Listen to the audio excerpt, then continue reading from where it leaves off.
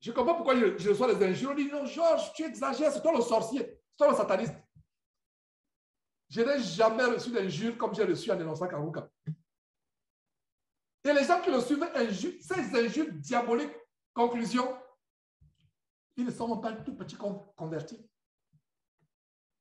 Aucun ne dit, Georges va prier pour toi pour que tu comprennes.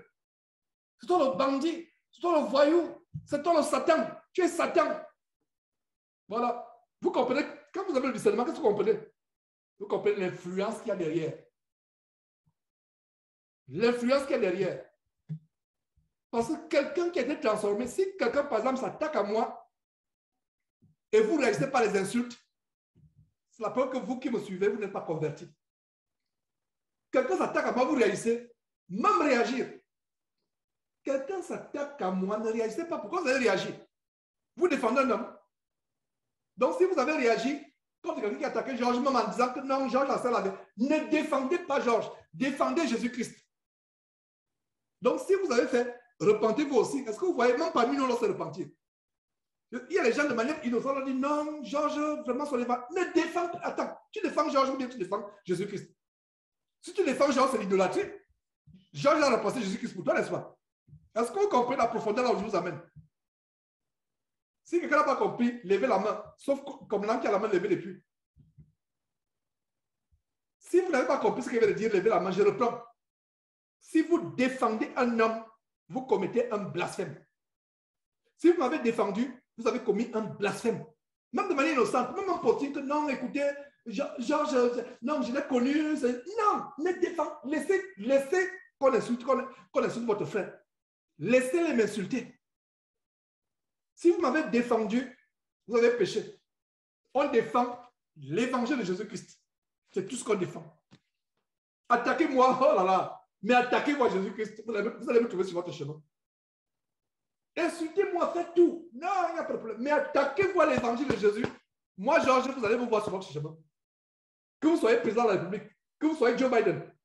Joe Biden, s'il se met à attaquer les chrétiens, oh là là, je vais d'abord vous dire, frère, si on ne se voit pas dans 2 semaines, 3 semaines, ce n'est pas grave. Ça, je vais le dénoncer. D'ailleurs, j'ai commencé à dénoncer. Si j'entends quelque chose, l'homosexualité ou bien, je ne sais pas, nos enfants qui sont en train de changer, je dénonce. Il y a une mairesse qui a dit une fois ici que toutes les vidéos, on avait une mairesse de Houston qui était lesbienne. Elle a disparu vraiment, elle ne sait même pas si elle a vécu. Elle est tellement puissante, entre guillemets, regardez la puissance du monde. Elle a pris un lady royal, la reine lesbienne. Elle dit que toute vidéo de tout pasteur qui dénonce l'homosexualité à Houston, quelles que soient les langues, si on vous détecte, vous allez en prison pendant plusieurs années. J'ai même dénoncé encore les plus belles. J'ai dénoncé, j'ai posté une vidéo en anglais. La vidéo avec le titre Adam and Steve, no, but Adam and Eve. Ça veut dire que Adam et Steve, non, mais Adam et Ève. Dieu n'a pas créé Adam et Steve, Dieu a créé Adam et Ève. Aujourd'hui, vous nous enseignez que Dieu a créé Adam et Steve. Non, ça n'existe pas. Ça n'existe pas. Un homme ne deviendra jamais une femme ne deviendra jamais un homme. Point final.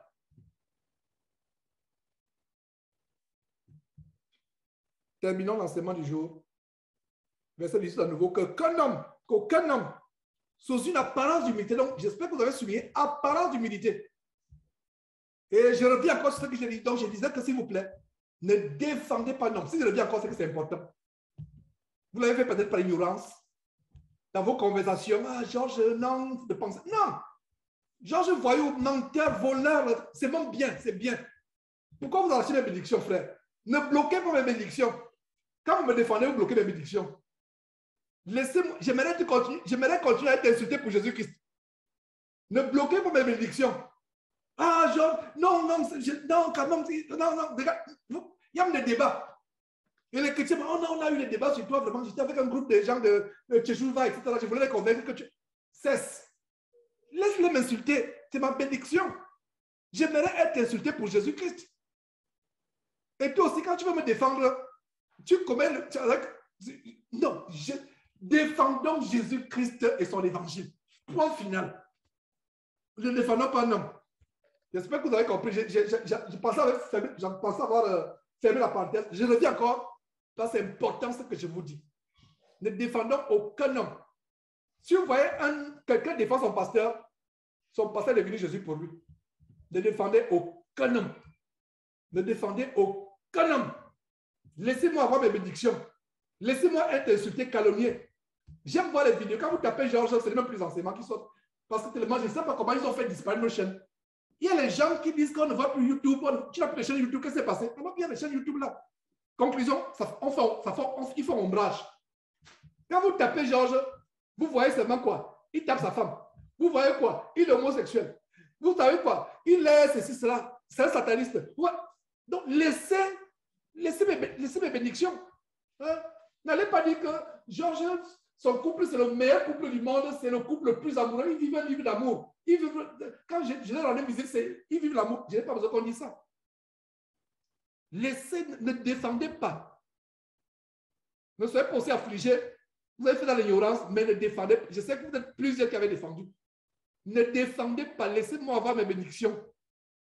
Laissez-moi avoir mes bénédictions. Et défendez seulement l'évangile.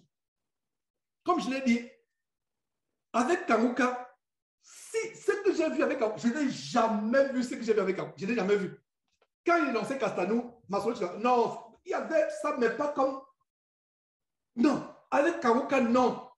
C'est autre chose. Là, c'est même la preuve. Dieu me dit, voilà donc la preuve où ils sont. Je n'ai jamais vu cela de ma vie. Comment laisser la baisse? C'est pour ça que j'ai fait cette posture à savoir que si le zèle avec lequel ils défendent Kangouka, ils avaient la même hargne, le même radicalisme, la même énergie, la même force, la même fougue de défendre l'évangile de Christ, il n'y aurait plus l'homosexualité sur terre. Il n'y aurait plus le yoga sur terre. Il n'y aurait plus l'hindouisme sur terre, le bouddhisme, l'islam aurait disparu définitivement sur terre. Je suis jaloux de leur zèle. À un moment, je me demande, les gens qui défendent Kangouka, moi, je ne demande pas le même zèle que quand il faut défendre Jésus-Christ. J'ai dit, vous m'avez dépassé. J'ai pensé avoir le zèle pour défendre l'évangile de Jésus-Christ, mais les gars de Kangouka m'ont dépassé. Ils sont zélés pour défendre Christ Ndikumana et Kangouka. Pour ce qui nous concerne, ne défendez pas un homme. Votre frère Georges, il vient, il passe. Nous sommes de passage. Le peu de temps que Dieu m'a donné sur terre, quand Dieu dit, Georges, ton terminus est arrivé, je passe, il y aura quelqu'un d'autre qui va prendre la relève. Donc, nous sommes de passage. L'homme n'est rien. Donc, ne m'idolâtrez pas quelqu'un. Je suis qu'un instrument. Peut-être tout ce que vous prie de faire, rendez grâce à Dieu à moi, pour ma vie, et que Dieu me préserve aussi de la chute. Personne n'a l'abri de la séduction. Nous appelons tous les jours. Nous appelons tous les jours. Et je comprends que Dieu a voulu que je passe par le satanisme avant de bien me convertir. C'est pour ça que je vois certaines choses que beaucoup ne voient pas. Je comprends certaines choses. Je parlais des armes à tout à l'heure, de la franc-maçonnerie. Mais nous sommes des serviteurs. Je suis en train de finir cet enseignement et je finis avec ces paroles d'encouragement. Ne défendons aucun homme. Défendre un homme, c'est l'idolâtrie. C'est pour ça que la politique est dangereuse. C'est pour ça que la politique est dangereuse. Quand vous mettez la politique, vous commencez à défendre le président. Et c'est la période des élections dans certains pays en Afrique. Et la passion, oh, le président tel Gbagbo. Non, il faut le défendre. Ouattara, là, c'est... Non, Ouattara, c'est un bandit. C'est l'option des Français. Non, il faut... L'énergie qu'on fait pour défendre. Il y a les chrétiens politiciens. Ah, Ali Ben Bobo doit partir. Non, vraiment. Moi, j'aime plutôt le métis chinois, là, comment il s'appelle? Ping. Moi, j'aime Ping. Supportons Ping. Tu supportes Ping, mais la foule à laquelle tu supportes Ping, tu n'as jamais supporté Jésus-Christ comme cela. Nous, chrétiens, notre parti politique, c'est le parti des chrétiens. Quand on dit parti des chrétiens, je ne parle pas d'un parti immatriculé ou enregistré en France ou en Allemagne. C'est le parti des disciples de Jésus-Christ. Sans affiliation, sans déclaration à l'administration territoriale. Et défendons notre parti. C'est pour ça que on a commencé aujourd'hui avec le verset 1 de Colossiens, chapitre 2, verset 1, qui dit quoi? Vous saviez combien, afin que vous sachiez combien est grand, que vous sachiez combien est grand le combat que je soutiens. C'est un combat. Le combat pour la défense de l'évangile. C'est le combat. Et c'est un combat féroce. C'est un combat où quelqu'un peut finir par la mort même, tué à cause de l'évangile, mis en prison à cause de l'évangile, détesté, haï à cause de l'évangile. Et tout cela selon la volonté de Dieu. Je pense que j'ai assez mis l'accent sur le fait que si vous m'avez défendu un jour, repentez-vous, demandez pardon à Dieu. Ne défendez même pas. Il fait ceci, il fait cela. Ne dites pas, oh, je l'ai connu, oh, je le connais, il n'est pas ce que vous dites. Non. Les quelques 2 phrases, 2 mots que tu as, les minutes que tu as gaspillées sur Internet, tu aurais pu envoyer des vidéos d'enseignement afin que quelqu'un connaisse qui est Jésus-Christ. Parlons de Jésus-Christ. Témoignez ce que Jésus-Christ a fait. Ma soeur, vous ne pouvez pas enseigner, mais vous pouvez témoigner ce que Jésus-Christ a fait pour vous. Vous pouvez témoigner. Sœur, tu peux témoigner sans enseigner, sans ouvrir un verset biblique. J'étais prostituée. J'étais insoumise à mon mari. J'étais menteuse. J'étais querelleuse. J'aimais le Congo ça. Voilà, pour les frères européens ou américains, canadiens, Congo ça signifie les médisances en langage africain. Donc, j'aimais ceci, j'aimais cela. C'est un témoignage, tu témoignes. Tu peux témoigner ça, et je t'encourage à témoigner. Autour de toi, tes collègues, les membres de ta famille, témoigne ce que Dieu a fait pour toi.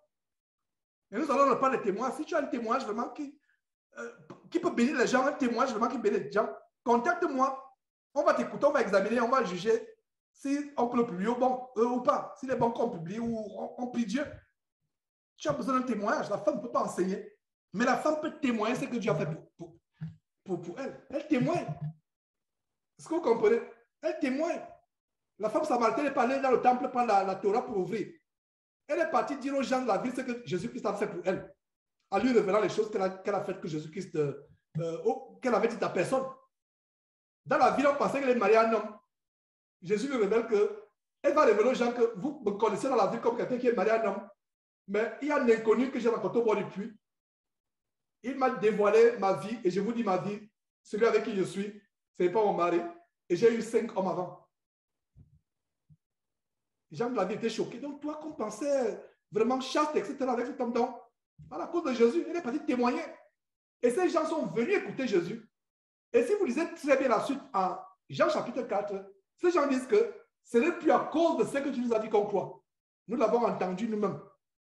Donc, le témoignage, c'était pour amener les gens à aller suivre Jésus-Christ.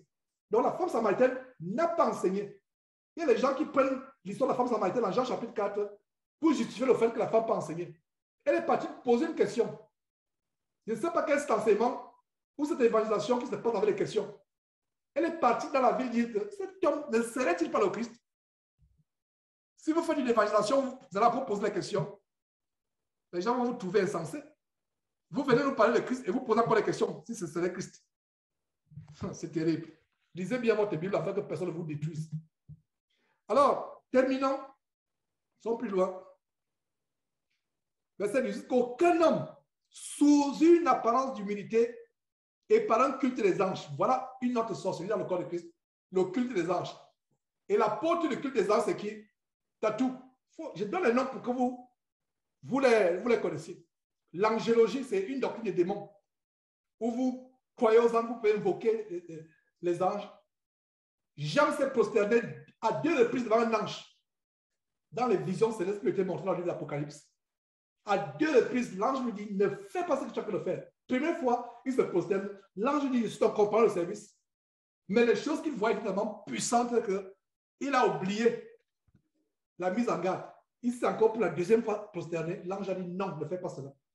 L'adoration des anges. Il y a aussi Branham. Non seulement je vais tatouer, il y a aussi les branhamistes. Le ministère de Branham, c'était le culte des anges derrière. Les anges qui apparaissaient, lui donnaient des informations, des révélations. En fait, c'était, au cas où c'est vrai, c'est les démons. Donc, le culte des anges, ça ne date pas d'aujourd'hui. Regardez comment l'apôtre Paul parle de ce qui se passe aujourd'hui. Le culte des anges, dans le temps de l'apôtre Paul, ça se passait déjà. C'est pour ça que la Bible dit qu'il n'y a rien de nouveau sur le soleil. Dans le temps de l'apôtre Paul, il y avait le culte des anges.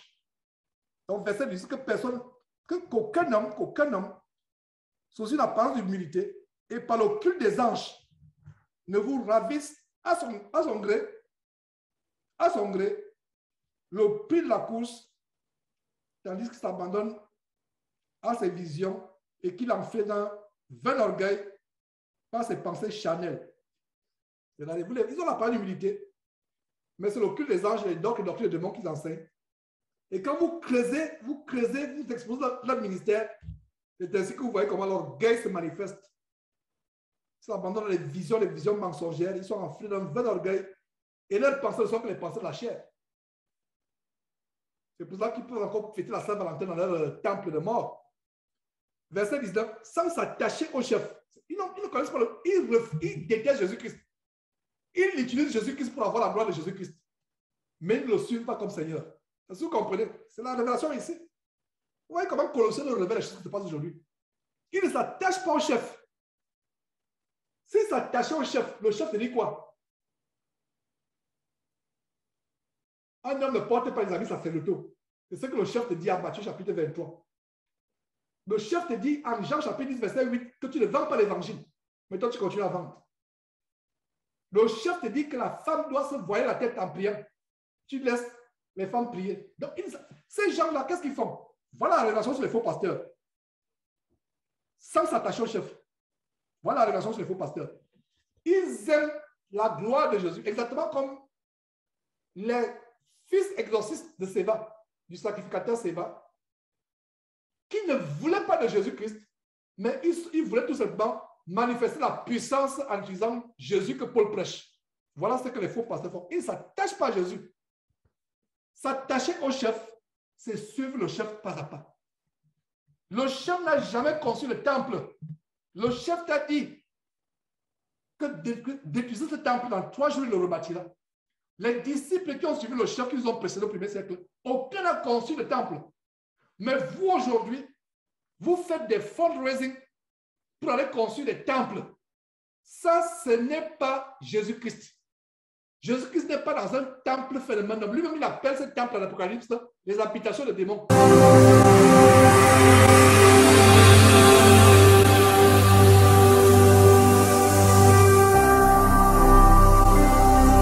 Jésus-Christ TV, vous connaîtrez la vérité et la vérité vous affranchira.